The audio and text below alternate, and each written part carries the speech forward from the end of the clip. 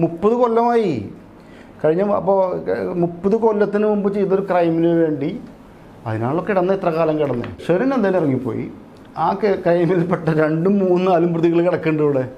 വധശിക്ഷയോട് യോജിക്കുന്നുണ്ടോ? യോജിക്കുന്നില്ല.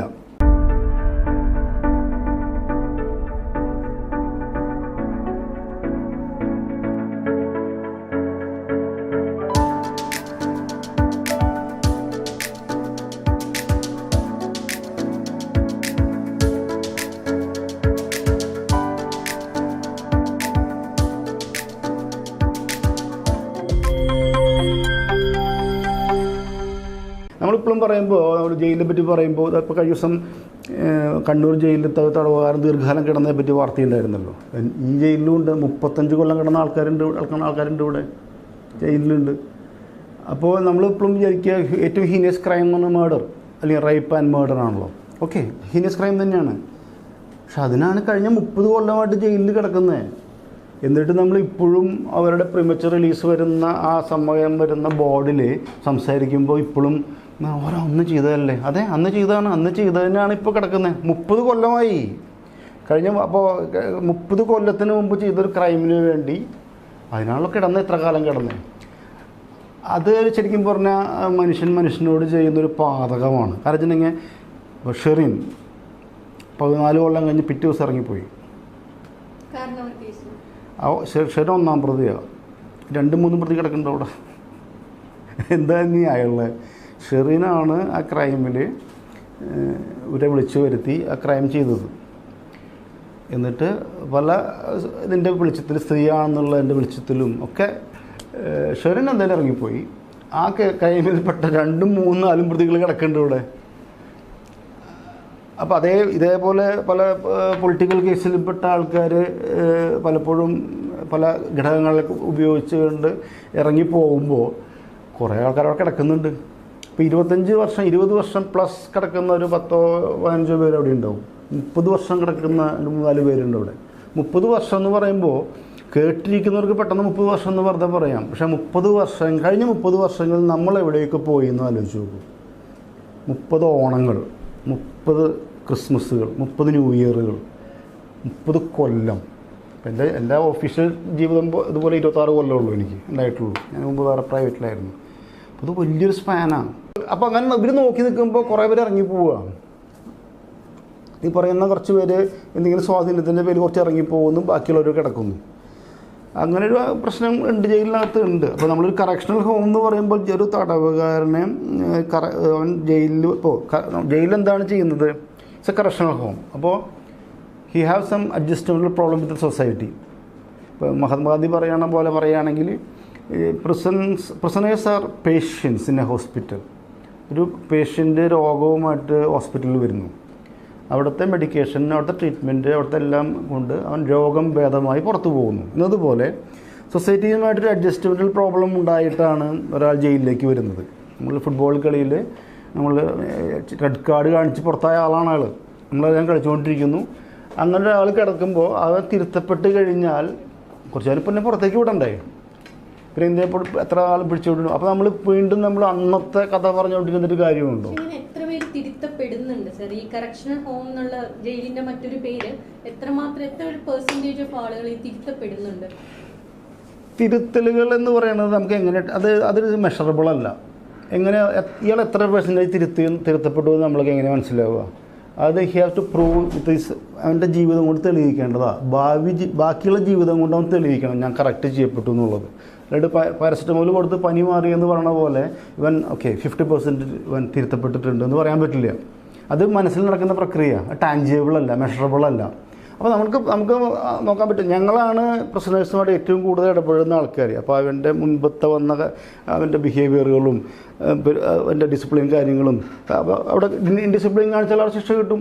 അവിടെ നമ്മൾ അവനെ മാറ്റി നിർത്തും, അവന് അംഗീകാരം കൊടുക്കില്ല, അങ്ങനെയൊക്കെ ചെയ്യും. അങ്ങനെ ചെയ്തിട്ട് തിരിച്ചു വരുമ്പോൾ ഓക്കെ നമ്മളൊക്കെയാണ് തോന്നുകയാണ്. അപ്പോൾ ഞങ്ങൾ പറയാനാണ് എടുക്കേണ്ടത്, ജയിലിലെ ആൾക്കാർ പറയുന്നതാണല്ലോ എടുക്കേണ്ടത്.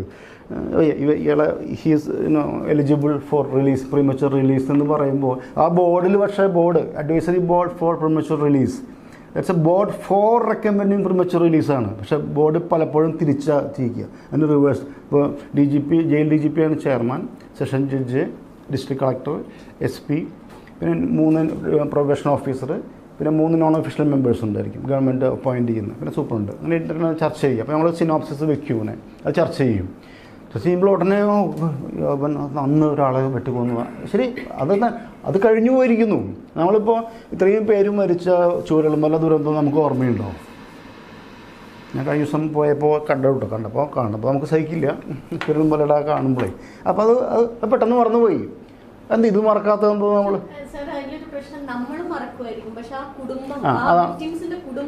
അതെ, അതൊരു പ്രോബ്ലം തന്നെയാണ്. ഉദാഹരണമായിട്ട് നിങ്ങൾ തിരിച്ചു വയ്ക്കുക. അപ്പോൾ എൻ്റെ ഒരാൾക്കാണ് ക്രൈം സംഭവിച്ചെങ്കിൽ ഞാൻ സമ്മതിക്കുമോ? ഓക്കെ, അതൊരു കൺസേൺ ആണ്. അപ്പോൾ നമുക്ക് കണ്ടീഷൻ വയ്ക്കാം, ഈ വിക്ടിം താമസിക്കുന്ന സ്ഥലത്തേക്ക് തന്നെ പോകരുത് എന്നൊരു കണ്ടീഷൻ വയ്ക്കാം. അതിന് മുമ്പിൽ കൂടെ പോകരുത്. ഇപ്പം നാളെ വെല്ലുവിളിച്ച് നടക്കരുത്. കൃഷ്ണപ്രിയയുടെ അച്ഛൻ്റെ കേസ് പറഞ്ഞ പോലെ ജാമ്യത്തിൽ ഇറങ്ങി വെല്ലുവിളിച്ച് നടക്കരുത്. വിക്ടിമിനെ കാണരുത്. അതിന് വിക്ടിമിനൊരു പ്രശ്നം ഉണ്ടാവരുത്, ട്രോമ ഉണ്ടാവരുത്. ഇപ്പോൾ വിക്ടിം താമസിക്കുന്ന സ്ഥലത്തേക്ക് ഇയാൾ വരരുത്. നമ്മൾ മുൻപ് ചെയ്തിരുന്നത് ക്യാപിറ്റൽ പണിഷ്മെൻറ്റ് അല്ലെങ്കിൽ ഡീപ്പോർട്ടേഷൻ ആയിരുന്നു. ഇപ്പോൾ എൻ്റെ മാൻ ഇവിടേക്ക് 2 കേസായിരുന്നു. ഹീനിയസ് ഏറ്റവും വലിയ കുറ്റത്തിന് ചെയ്യുന്നതാണ് ക്യാപിറ്റൽ പണിഷ്മെൻറ്റ് അല്ലെങ്കിൽ ഡീപ്പോർട്ടേഷൻ. അതുപോലെ ഇവിടെ നിന്ന് നാട് കടത്തട്ടെ, ഇവിടെ നിന്ന് നിൽക്കണ്ട. അപ്പോൾ എന്തിനാണ് ഒരു മനുഷ്യനെ നമ്മളിങ്ങനെ ഇത്രയും കാലം പൂട്ടിയിടുന്നത്? നമുക്കൊരു പട്ടീനെ എത്ര കാലം പൂട്ടിയിടാൻ പറ്റും? നമ്മൾ വീട്ടിൽ വളർത്തുന്ന പട്ടി അത് 2 കടിച്ചിട്ടുണ്ട്, നമ്മൾ പിള്ളേരായിട്ട് ഓടിച്ചിട്ടുണ്ട്, പ്രശ്നമുണ്ട്. അപ്പോൾ അവനെ ഇഞ്ചക്ഷൻ ചെയ്തിട്ടുണ്ട്. എന്നിട്ട് നമുക്ക് എത്ര കാലം അവന് കൂട്ടിൽ തന്നെ പൂട്ടിടാൻ പറ്റും? കുറച്ച് കഴിഞ്ഞ് നമ്മൾ വിചാരിക്കില്ലേ, ഓക്കെ ഒന്ന് ഇറക്കാം, കുറച്ചിറക്കാം, ആൾക്കാർ വരുമ്പോൾ എത്തുക, അങ്ങനെ നമ്മളങ്ങനെ വിചാരിക്കണ്ടേ? പക്ഷെ അത് മനുഷ്യനോട് ചെയ്യുന്നതാണ്. നമ്മളിപ്പോൾ ചോദിച്ചില്ലേ, മാഡം ചോദിച്ചില്ലേ, ഇത് മാഡത്തിൻ്റെ ഒരു കിത്താൻ കിന്നാണ് ജയിലിൽപ്പെട്ടത്. ഈ പറഞ്ഞ പോലെ 20 വർഷം കഴിഞ്ഞു, 25 വർഷം കഴിഞ്ഞു. അപ്പോൾ നമ്മളെന്താ വിചാരിക്കുക? അയാൾ അവിടെ കിടന്നോട്ടെ എന്ന് തന്നെയാണോ വിചാരിക്കുക? ഞാൻ പറഞ്ഞ ഒരു മനുഷ്യൻ തന്നെയാണത്. അപ്പോൾ വേറെ ഇതിൽ പറഞ്ഞാൽ ഇത് മനുഷ്യനോട് ചെയ്യുന്നതാണ്. ഇപ്പോൾ ഒരു മൃഗാധിപത്യമാണെന്ന് വിചാരിക്കും. കാട്ടുമൃഗങ്ങളുടെ ഒരു സ്ഥലമാണ്. അവിടെ വന്നപ്പോൾ ഒരു പുലിയെ പൂട്ടിട്ടയ്ക്കുക, എന്നിട്ട് ഇതവർ പൂട്ടിട്ടയ്ക്കുക. അപ്പോൾ ഒരു സമ്മേളനം നടക്കുമ്പോൾ പുലികളെല്ലാം പറ്റി പറയുന്നത് ഇവനെ ഇനി വിടരുത് തന്നെയാണോ പറയുക? മനുഷ്യനോടാണ് പറയുന്നത്. ഇത് പിടിക്കപ്പെട്ടതുകൊണ്ട് മാത്രം അകത്ത് കിടക്കുക, പിടിക്കപ്പെടാത്ത കുറേ പേര് പുറത്തുണ്ട്. അല്ല, ജീവപര്യന്തം എന്ന് പറയുന്നത് till the end of life ജീവപര്യന്തം. അപ്പോഴാണ് ഗവൺമെൻറ് പറയുന്നത് 14 years ആക്ച്വൽ ഇംപ്രിസൺമെൻറ്റ് കഴിഞ്ഞാൽ അവൻ്റെ കേസ് ഒരു ബോർഡിൽ വെക്കാം, ബോർഡിന് വേണമെങ്കിൽ റെക്കമെൻഡ് ചെയ്യാം. ഓക്കെ, അങ്ങനെ നിൽക്കുമ്പോൾ അവന് ചെയ്യുന്നുണ്ട്, കുറേ പേരെ വിടുന്നുണ്ട്. ഇപ്പോൾ ഷെറിൻ പോയില്ലേ, ആ അവസരം മൊത്തം മറ്റുള്ളവർക്കില്ലാത്ത. അപ്പോൾ എൻ്റെ ഇത്രയും കാലത്തെ എക്സ്പീരിയൻസ് എനിക്ക് തോന്നിയിട്ടുള്ളത്, ഒരു 10-16 കൊല്ലമൊക്കെ ആക്ച്വൽ ഇംപ്രിസൺമെൻറ്റ് കഴിഞ്ഞിട്ടുണ്ടെങ്കിൽ പിന്നെ അവനെ ഒരു കണ്ടീഷണൽ റിലീസിൽ വിടണം. നമുക്ക് ഡിസ്ട്രിക്ട് പ്രൊബേഷൻ ഓഫീസറുണ്ട്, അവിടെ പോയിട്ട് അയാളെ ഒപ്പിടണം എന്ന് പറയാം.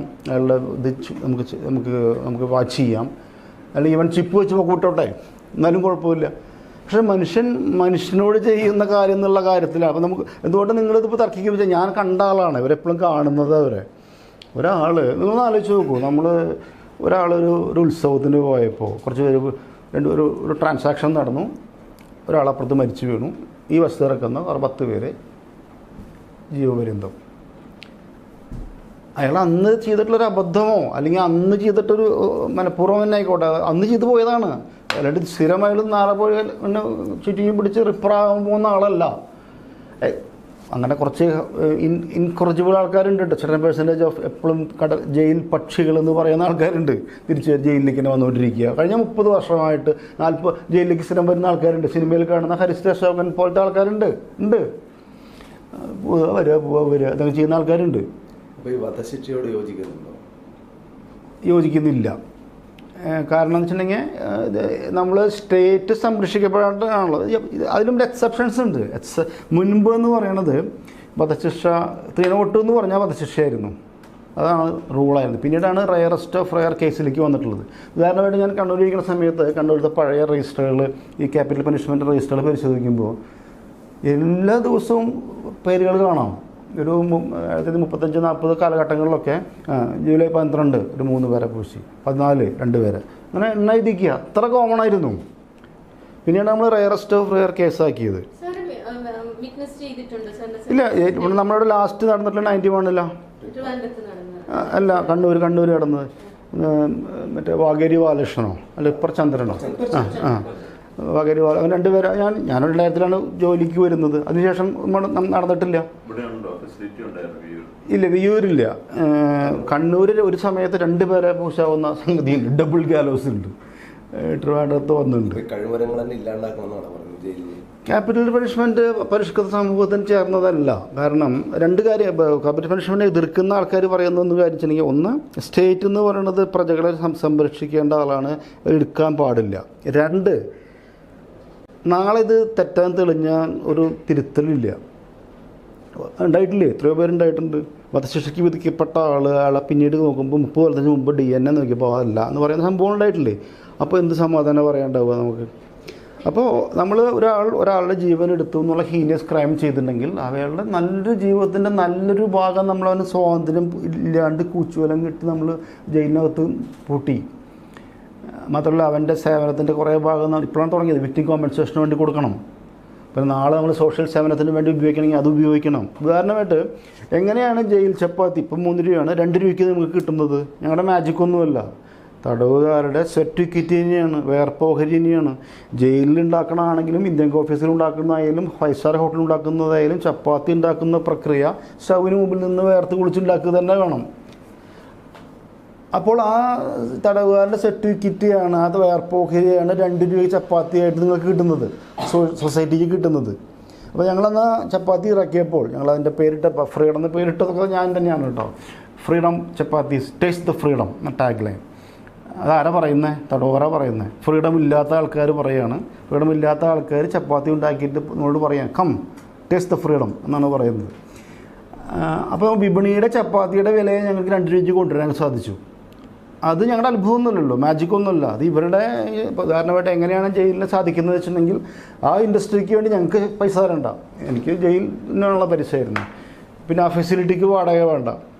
പിന്നെ തടവുകാരുടെ ഈ ചുരുങ്ങിയ വേതനവും അങ്ങനെയാണ് കിട്ടുന്നത്. അപ്പോൾ അതുപോലെ എൻ്റെ അഭിപ്രായത്തിൽ ജയിൽ സ്ഥാപനങ്ങൾ എക്സ്ചക്കർക്ക് പൈസ ചിലവാകുന്ന ഇതാവരുത്. അതിന് ഒരു റവന്യൂ ജനറേറ്റിംഗ് മാർഗമാക്കണം. സെൽഫ് സഫിഷ്യൻസിയിലേക്ക് കുറച്ച് പോകാൻ സാധിക്കണം. ഞാൻ തെളിയിച്ചിട്ടുണ്ട്. ചെറിയ അംശം ഞാനൊരു 30-40% വരെയൊക്കെ ജയിലുകളെ കൊണ്ടുവരാനായിട്ട് സാധിച്ചിട്ടുണ്ട്. ഞാൻ പ്രൂവ് ചെയ്തിട്ടുണ്ട്. It's possible. റവന്യൂ നമ്മൾ ഈ പ്രിസൻസിനെ കുറിച്ച് പെട്ടെന്ന് ആൾക്കാർക്കുള്ള ഒരു ഇതെന്ന് പറഞ്ഞാൽ ഈ സിനിമയ്ക്കകത്ത് കണ്ട ഒരു ഇതാണല്ലോ. എങ്ങനെയാണ് സാർ എങ്ങനെ ഇതിലേക്ക് വരുന്നതും ഈ ഒരു കറക്ഷണൽ ഓഫീസർ എന്ന് പറയുന്നതും ഇത് തമ്മിലുള്ള എന്താണ് എക്സ്പ്ലെയിൻ ചെയ്യാറുള്ളത്? നമ്മൾ കണ്ടംപററി സിനിമയിൽ കാണുന്ന ഒന്നേ അല്ല ജയിൽ. ഇത് ടോട്ടലി ഡിഫറൻസ്. നമ്മളെല്ലാ സിനിമയിലും കാണുന്നത് പോലെ ഇപ്പോൾ മമ്മൂട്ടിയോ മോഹൻലാലോ ആരെങ്കിലും ജയിലിലേക്ക് വരുന്നു, ഉടനെ വരെയുള്ള ഷർട്ടും ട്രൗസറും ഇടുന്നു, ജാക്ക് ക്യാമറ എടുത്ത് പോകുന്നു, പാറ പൊട്ടിക്കാൻ പോകുന്നു. അതാണ് നമ്മൾ സ്ഥിരം കാണുന്നത്. അങ്ങനെ ഒരു സ്ഥലം എവിടെയും ഇല്ല. സൗത്ത് ഇന്ത്യയിൽ തന്നെ ഇല്ല. ഇന്ത്യയിൽ തന്നെ ഇല്ല എന്ന് പറയാം. ഇങ്ങനെ സൗത്ത് ഇന്ത്യയാണ് ഞാൻ കണ്ടിട്ടുള്ളൂ. അതുകൊണ്ട് സൗത്ത് ഇന്ത്യയിൽ തന്നെ അങ്ങനെ പാറമടയോ കാര്യങ്ങളൊന്നും ഇല്ല, അങ്ങനെ ഇല്ല. അപ്പോൾ പ്രിസൺ എന്ന് പറയുന്നത് ഇപ്പോൾ നമ്മൾ ഒരു കുറച്ച് കാലമായിട്ടുള്ളൂ. പ്രിസൺസ് ആൻഡ് കറക്ഷണൽ സർവീസസ് എന്ന് പറയുന്ന രീതിയായിട്ട് കുറച്ച് കാലമായിട്ടുള്ളൂ. അതിന് മുമ്പ് പ്രിസൺസ് ജയിൽ എന്നാണ് പറയുക. ഒരു ഇരുമ്പ് മുറയ്ക്കുള്ളിലുള്ള ജയിൽ എന്ന സങ്കല്പം മാറിയിരിക്കുന്നു. ജയിൽ കുറച്ചുകൂടി ട്രാൻസ്പാരൻ്റ് ആണ്. ജയിലിൽ ശരിക്കും പറഞ്ഞാൽ നമ്മൾ ഇപ്പോൾ എൻ്റെ ഒരു കൺസെപ്റ്റ് എന്ന് പറഞ്ഞാൽ, അല്ലെങ്കിൽ എൻ്റെ ഒരു പ്രസക്തി എന്ന് പറയുന്നത് തന്നെ, ജയിലിനെ ഞാനൊരു ക്യാമ്പസായിട്ടാണ് കരുതുന്നത്. ഞാൻ അവിടെ വരുന്ന ആൾക്കാരോടൊക്കെ പറയാറുണ്ട്, ജയിലൊരു ക്യാമ്പസാണ്. എന്താ വെച്ചിട്ടുണ്ടെങ്കിൽ ഒരുപാട് യൂത്ത് വന്ന് കിടക്കുന്ന സ്ഥലമാണ് ജയിൽ. പ്രത്യേകിച്ച് നമ്മുടെ ഈ NDPS കേസൊക്കെ ആയി ബന്ധപ്പെട്ട് ഇത് ഒരു 18-നും 25-നും അല്ലെങ്കിൽ 30-നും ഇടയ്ക്കുള്ള ഒരുപാട് യൂത്ത് കിടക്കുന്ന സ്ഥലമാണ്. അപ്പോൾ അവരുടെ എനർജി ഭയങ്കരമാണ്, അവരുടെ സ്കില്ല് ഭയങ്കരമാണ്. നമുക്ക് ടാപ്പ് ചെയ്യാം എന്നുള്ളതാണ് കാര്യം. ഓഫ്കോഴ്സ് അതിൻ്റേതായ നെഗറ്റീവ് കൺവെർജൻ്റുള്ള സ്ഥലം തന്നെയാണ് ജയിൽ. അപ്പോൾ നമ്മളൊരു സാധാരണ ജയിലിനെ നമ്മളിങ്ങനെ ഈ കൺസെപ്റ്റ് നമ്മുടെ അടുത്ത് ഉള്ളതുകൊണ്ട് അതെങ്ങനെയാണ് അവരുടെ മാൻ പവർ ടാപ്പ് ചെയ്യുക, അല്ലെങ്കിൽ കറക്ഷണൽ ആക്ടിവിറ്റി. ഇപ്പോൾ correctional officer, I am a correctional officer, I am not a police officer. അറിയാമല്ലോ, ഹോം A ആണ് police, home B prison, home C ആണ് ഫയർ സർവീസ്. ഈ 3 അർദ്ധസൈനിക വിഭാഗങ്ങളുള്ളൂ. ബാക്കിയെല്ലാം ഇപ്പോൾ ഫോറസ്റ്റ് ഹാക്കിയാണെങ്കിലും ഫോറസ്റ്റ് വേറെ ഡിപ്പാർട്ട്മെൻറ്റാണ്, എക്സൈസ് വേറെ ആഭ്യന്തരമല്ല. അപ്പോൾ ഹോം B ആണ് പ്രിസൺ എന്ന് പറയുന്നത്. അപ്പോൾ പ്രിസൺ DGP ഉണ്ട്. അപ്പോൾ 4 DGPമാരിൽ തന്നെ 4 എക്സ്ക്യൂട്ടർ പോസ്റ്റ് എന്ന് പറയുന്നത്, ഒന്ന് ലോ ആൻഡ് ഓർഡർ, ഒന്ന് വിജിലൻസ്, ഒന്ന് ഫയർ സർവീസ്, ഒന്ന് ജയിൽ. ഈ 4 ശരി DGP പോസ്റ്റുകളുള്ളത്. അപ്പോൾ അങ്ങനെ വൺ ഓഫ് ദ ഈ ക്രിമിനൽ ജസ്റ്റിസ് സിസ്റ്റത്തിൽ 4 പില്ലേഴ്സിലൊരു പില്ലറാണ് ജയിൽ എന്ന് പറയുന്നത്. അപ്പോൾ ആ ജയിലിലത്തെ കാര്യങ്ങൾ ജയിലിലെ ഒരു പ്രത്യേക ഡിപ്പാർട്ട്മെൻറ്റാണ്. ഉദാഹരണമായിട്ട് ജയിൽ ഡിപ്പാർട്ട്മെൻ്റ് ഒന്നും ഈ ഓൾ പോലീസ് DGPയുടെ കീഴിലല്ല, ഞങ്ങളുടെ പ്രസൻറ്റ് DGPയുടെ കീഴിലാണ്. ഇപ്പോൾ ശ്രീജിത്ത് സാറാണ് പുതിയ ആൾ വന്നിങ്ങനെ. She is directly reported the home secretary and home minister, അങ്ങനെ ഒരു ഡിപ്പാർട്ട്മെൻറ്റാണ്. അപ്പോൾ ഇവിടെ വരുന്നത്, അപ്പോൾ നമ്മൾ ഒരു CJS ക്രിമിനൽ ജസ്റ്റിസ് സിസ്റ്റത്തിൽ ജയിലിനൊരു പ്രത്യേക സ്ഥാനമുണ്ടല്ലോ. ഇപ്പോൾ 4 കാലുള്ള ഒരു കൂടാരം, ഒരു കാല് പോയാൽ വീണ് പോകുന്നത്. കാര്യം നമ്മുടെ കേരളത്തിൽ 57 ജയിലുകളാണുള്ളത്. അതിനകത്ത് നമ്മൾ ഈ 3.5 കോടി ജനങ്ങൾക്ക് jail populations comes around 11,000 to 12,000 ആണ് ജയിൽ പോപ്പുലേഷൻ വരുന്നത്. അതിൽ കൺവിക്റ്റഡ് പ്രിസണേഴ്സിനെ സെൻട്രൽ ജയിലിലേക്കും ബാക്കിയുള്ള ചെറിയ ജയിലുകളിലേക്കുമാണ് വിടുന്നത്. അപ്പോൾ ഈ ശരിക്കും പറഞ്ഞാൽ കറക്ഷണൽ ആക്ടിവിറ്റീസ് നടക്കേണ്ടത് ആക്ച്വലി സെൻട്രൽ പ്രിസണിലുള്ള കൺവിക്റ്റഡ് പ്രിസണേഴ്സിൻ്റെ ഇടയിലാണ് വേണ്ടത്. പക്ഷേ എങ്ങനെയാണ് how you correct A person എന്നുള്ളതിന് SOP ഒന്നുമില്ല. നിങ്ങൾ എങ്ങനെയൊക്കെ പേഴ്സണെ കറക്റ്റ് ചെയ്യുക, യു കറക്റ്റ് ഹിം എന്ന് പറയുന്നുണ്ട്. മാത്രമല്ല അതിനേക്കാൾ ഇമ്പോർട്ടൻ്റ് കാര്യം, ഞങ്ങളിപ്പോൾ കറക്റ്റ് ചെയ്യുന്നതിന് അക്കൗണ്ടബിളും അല്ല. എത്ര പേര് ചാടിപ്പോയി എന്ന് വെച്ചാൽ പണി പോകും നമ്മുടെ. പക്ഷേ എത്ര പേരെ നീ കറക്റ്റ് ചെയ്തതിനോട് ചോദിക്കില്ല. അപ്പോൾ അതാണ് സിറ്റുവേഷൻ. അപ്പോൾ ജയിലിനെ സംബന്ധിച്ച് പറയുമ്പോൾ ജയിലിൽ ഒന്നുകിൽ ആർക്കും വേണ്ട, അല്ലെങ്കിൽ പ്രശ്നം വന്നാൽ ഭയങ്കര പ്രശ്നമാവുകയും ചെയ്യും. അപ്പോൾ ഈ ജയിലില്ല എന്ന് വിചാരിക്കുക. ജയിലില്ല എന്ന് വെച്ചാൽ ട്രാഫിക് പോസ്റ്റിൽ പോലീസുകാരില്ലാത്ത പോലെയാണ്. ഒരു തൂണിടിഞ്ഞ് വീണ് കഴിഞ്ഞാൽ വീട് നിൽക്കില്ല. ഈ 12,000 പേരെ എവിടെ കൊണ്ടുവിടും? വേറെ രീതിയിൽ പറഞ്ഞാൽ നമ്മളിപ്പോൾ ഏറ്റവും ഇൻകറേജബിളായിട്ടുള്ള കുറേ ആൾക്കാരെ ജയിലിനകത്ത് വെച്ച് പൂട്ടിയിടുന്നതുകൊണ്ടാണ് ബാക്കിയുള്ള ആൾക്കാർ കിടന്നുറങ്ങുന്നത്. അവിടെ കുറച്ച് പേര് ഉറങ്ങാതിരുന്നവരെ നോക്കുന്നതുകൊണ്ടാണല്ലോ. അല്ലെങ്കിൽ ഇവരെ മുഴുവൻ പുറത്തിറക്കി വിട്ടു, എന്താണ്ടാവുക? അതിൻ്റെ കുഴപ്പങ്ങളുണ്ടാവും. പക്ഷേ എല്ലാവരും ഈ 12,000 ആൾക്കാരും മുഴുവൻ പ്രശ്നക്കാരൊന്നുമല്ല, വളരെ കുറച്ച് പേരെ പ്രശ്നക്കാരുള്ളൂ. അപ്പോൾ ഇങ്ങനെ ജയിലിൽ വരുമ്പോൾ നമുക്കൊരു സമ്മിശ്രമായിട്ടുള്ള ഒരു ഇതാണ് നമുക്ക് കിട്ടുന്നത്. കുട്ടികൾ 18 വയസ്സായ ആൾക്കാർ NDPS കേസിൽപ്പെട്ട പുതുതായി വരുന്ന ആൾക്കാരിൽ ഞങ്ങൾക്ക് പുതുതായി വരുന്ന പ്രശ്നം എന്ന് പറയണത്, ഒന്ന് NDPS പ്ലസ് പോക്സോ കേസുകൾ പെട്ടുവരുന്ന ആൾക്കാരാണ് ഒരു 40-45% വരുന്നത്. അത് പ്രത്യേകതയാണ്. അടുത്ത ഇതാണ് നമ്മുടെ ഇവിടെ തന്നെ നമ്മുടെ കേരളത്തിൽ ഏകദേശം 40 lakhs അന്യഭാഷക്കാരുണ്ടെന്ന് പറയുമ്പോൾ അതിൻ്റെ ക്രോസ് ജയിലിലും വരും. അപ്പോൾ ജയിലിൽ ഏകദേശം വരുന്നൊരു 15% ഒക്കെ വരുന്ന ആൾക്കാർ ഇപ്പോൾ ഈ അന്യഭാഷക്കാരാണ്. അതിനും പുറമെയാണ് ഫോറിനേഴ്സ് വരുന്നത്. ഓക്കെ, BU സെൻട്രൽ ജയിലിനെ സംബന്ധിച്ച് പറയുകയാണെങ്കിൽ തന്നെ അവിടെ ഒരു 20 രാജ്യങ്ങളിൽ നിന്നായിട്ട് 20 ഡിഫറെൻറ്റ് കൺട്രീസിൽ നിന്നായിട്ട് 85ഓളം ഫോറിനേഴ്സ് ഉണ്ട്. പ്ലസ് ഇന്ത്യയിലത്തെ എല്ലാ സംസ്ഥാനങ്ങളിലും ആൾക്കാരും ഉണ്ടാവും. ഒരു പാൻ വേൾഡാണ്. അതുകൊണ്ടാണ് ഞാൻ കഴിഞ്ഞ വർഷം ഞങ്ങൾക്ക് അവിടെ international film festival on correction ആദ്യമായിട്ട് ജയിലിൽ നടത്തി. ഈ ഫോക്ക് എന്നാണ് പേരിട്ടത്, international film festival on correction. അങ്ങനെ പേരിൽ നടത്തിയിട്ടില്ല. അപ്പോൾ നമ്മൾ ശരിക്കും ഒരു ചലച്ചിത്ര അക്കാദമിയും IA50 തൃശ്ശൂരിൽ അവരൊക്കെ സംഘടിപ്പിച്ചിട്ടുണ്ടാക്കി നമ്മൾ ശരിക്കും ഒരു ഫിലിം ഫെസ്റ്റിവൽ നടത്തി. അപ്പോൾ അതിൻ്റെ ഒരു ഗുണം എന്ന് പറയുന്നത്, സാധാരണ ഇതിൽ ജയിലിലൊരു ഫിലിം ഇടുന്നു, അവരെല്ലാവരും കണ്ടോണം എന്നുള്ളതല്ല. ഇത് അവർക്ക് ചോയ്സ് ഇല്ല. അവിടെ ഇത് ചോയ്സ് ഉണ്ട്. നമ്മളൊരു 100-200 പേര് കാണാൻ പറ്റുന്ന സ്ഥലത്താണ് ഇത് വെച്ചിട്ടുള്ളത്. നമ്മൾ മുൻകൂട്ടി പറയും, ഇന്ന ഫ്രഞ്ച് ഫിലിമാണിന്ന്, നാളെ പഥേർ പാഞ്ചാലിയാണ്, അങ്ങനെ പറയും. അപ്പോൾ അതൊരു കാണാൻ വന്നിട്ട് ഫോറിനേഴ്സിനൊക്കെ വന്ന് കാണാൻ പറ്റും. അപ്പോൾ അതിൻ്റെ പുറകിലുള്ള കാര്യം എന്ന് പറഞ്ഞാൽ അന്നത്തെ സാഹചര്യത്തിൽ ഇപ്പോൾ മാർക്കോ ഫിലിം കണ്ടിട്ട് ആൾക്കാർ അക്രമാസക്തരാകുന്നു എന്ന് ഭയങ്കര വിവാദം ഉണ്ടായിരുന്നല്ലോ. എങ്കിൽ അത് തിരിച്ചു വായനയുമാവാമല്ലോ, ഒരു തിരിച്ചു വായനയുമാവും. നല്ല സിനിമ കണ്ടാൽ നന്നാവുമോ നോക്കാമല്ലോ.